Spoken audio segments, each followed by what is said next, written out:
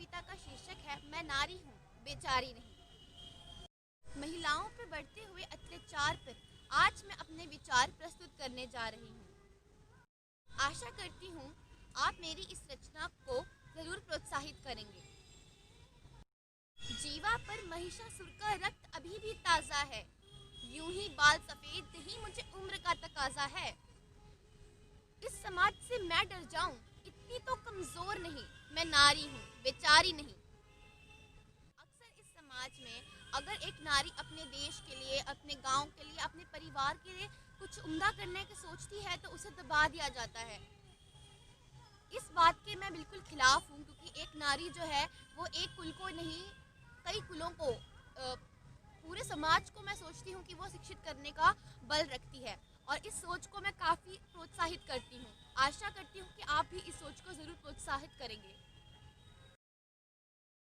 रोज तेरे आंगन में कितने किरदार निभाती हूँ, कभी पत्नी, कभी माँ, कभी बहू बन जाती हूँ। तेरे घर की लक्ष्मी हूँ, मेरे बिना तू समृद्ध नहीं, मैं नारी हूँ बेचारी नहीं।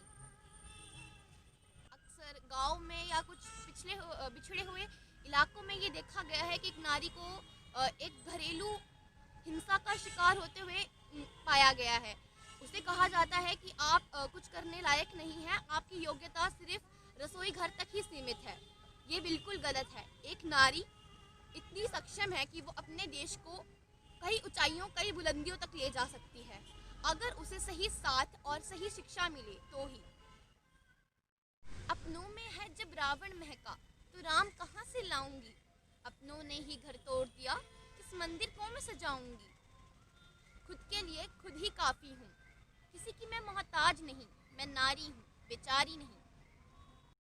भारत कई सारे क्षेत्रों में आगे बढ़ चुका है, इतने सारे क्षेत्रों में महिलाओं ने अपना योगदान ही दिया है, लेकिन तब भी ये जान के आपको बहुत हैरानी होगी कि खुद के घर वाले ही बेटी को बोल देते हैं कि जाओ अब सीधा तुम्हारी कब्र ही वहीं से उठेगी। तो मेरे ख्याल से ये बिल्कुल गलत है, क्योंकि एक नारी जो पूरे कुल को शिक्षित करती है, जो दिन रात मेहनत करती है बिना रुके, शाम तक, दिन से लेके शाम तक बिल्कुल आपकी सेवा करती है, तो उसके साथ ऐसा नहीं करना चाहिए। अगर वो किसी तरीके से आपसे मदद मांग रही है, अपने घर वालों से, अपने माता पिता से, अपने भाई बहनों से, तो हमें बढ़ चढ़कर उसका साथ देना चाहिए।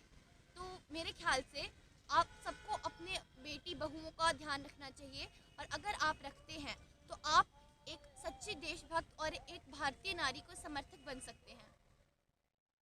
सुबह से मैं शाम तक चूल्हे में फूकी जाती हूँ, सबका पेट भरकर मैं खुद रूखा सूखा खाती हूँ। हाँ, बेशक ठहरी हूँ पर आशाएं मेरी थमी नहीं, मैं नारी हूँ बेचारी नहीं। अभी भी जो छोटे क्षेत्र हैं, या फिर कह सकते हैं जहाँ पर अभी भी शिक्षा को उतना महत्व नहीं दिया जाता, जहाँ पर शिक्षित लोगों की कमी है, वहाँ आज भी ये माना जाता है कि एक नारी सिर्फ रसोई घर तक ही सीमित है। उसकी जो बुद्धि है, उसकी जो क्षमताएं हैं, वो बाहर निकलकर इस समाज से टक्कर लेने वाली नहीं है। वहाँ आज भी यही माना जाता है कि एक नारी का काम है घर में जाना, गृहस्थी संभालना, रसोई में खाना बनाना और कुल को आगे बढ़ाना। इससे ज़्यादा उसको कोई किसी भी तरीके की, आप कह सकते हैं, सुविधाएं नहीं दी जाती हैं। नए भारत की बेटी हूँ, कुछ उम्दा करना चाहती हूँ, अपनी क्षमता परख कर मैं आगे बढ़ना चाहती हूँ। इस समाज की सोच है छोटी, ये घुटन मुझे कबूल नहीं, मैं नारी हूँ बेचारी नहीं।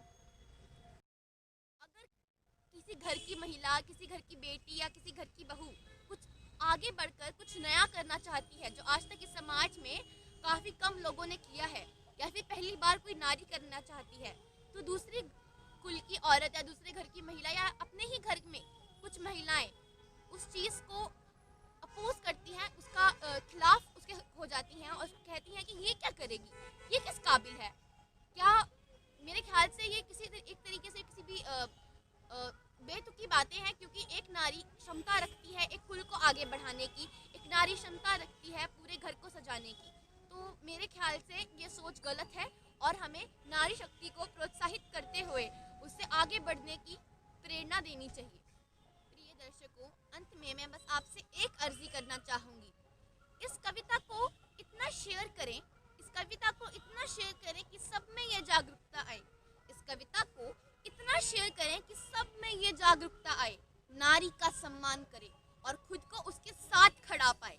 नारी का सम्मान करें और खुद को उसके